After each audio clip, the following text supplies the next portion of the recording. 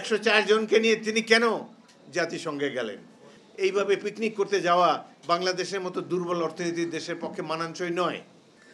আজকে দেশের অর্থনীতি স্থবির, কেবলমাত্র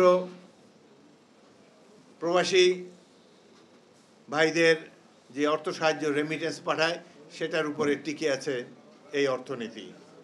কোনো বিদেশি বিনিয়োগ, দেশি বিনিয়োগ কিছুই হচ্ছে না। তার মধ্যেও বর্তমান সরকারের বিলাস বেসনের কোনো কমতি নাই। প্রফেসর ইউনূসকে আমরা সম্মান করি, তিনি দেশের গৌরব, কিন্তু রাষ্ট্র চালনায় তিনি সফলতার মুখ এখনও দেখতে পাননি। সফলতা পান না পান, ব্যয় সংকোচনকে করতে হবে। 104 জনকে নিয়ে তিনি কেন জাতিসংঘে গেলেন? 10 মিনিটের একটা ভাষণ দেবেন। আমি জাতিসংঘে দুবার গিয়েছি এই ধরনের মিটিংয়ে। আমি বাংলাদেশ প্রতিনিধি দলের নেতৃত্ব দিয়েছি CSD 8, CSD 9-এ। সেখানে বিশেষ করে এখন যে অধিবেশন চলে, অনেক রাষ্ট্রের যারা কর্ণধার তারা জানি না এখানে।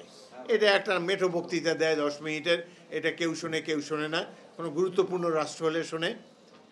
এবং বিশেষ করে বাংলাদেশ যখন বক্তৃতা দেয়, দুঃখ হলেও সত্য, অতীতের সরকারগুলোর আমলে, প্রেসিডেন্ট জিয়াউর রহমানের সরকার ছাড়া অন্যান্য যেসব সরকারের আমলে জাতিসংঘে গিয়েছে বাংলাদেশ প্রতিনিধি দল, বক্তব্য দিয়েছে, ওই সময় লোকজন উঠে চলে যেত। ওরা লিস্টে দেখে যে এই দুর্বল রাষ্ট্রগুলো কখন বক্তৃতা দেবে, ওই সময় কেউ থাকে না জেনারেল অ্যাসেম্বলিতে। এই ধরনের একটি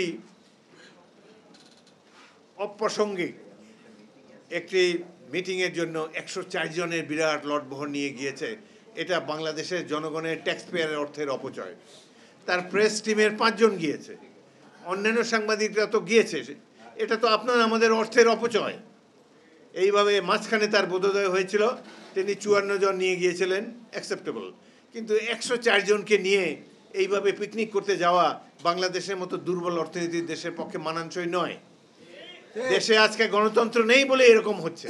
আজকে যদি একটা নির্বাচিত সরকার থাকতো এখানে, তাহলে এইভাবে ভারতে বসে হাসিনাও এত ড্রামা করতে পারতো না, আর এই ধরনের অর্থের অপচয় হতে পারতো না।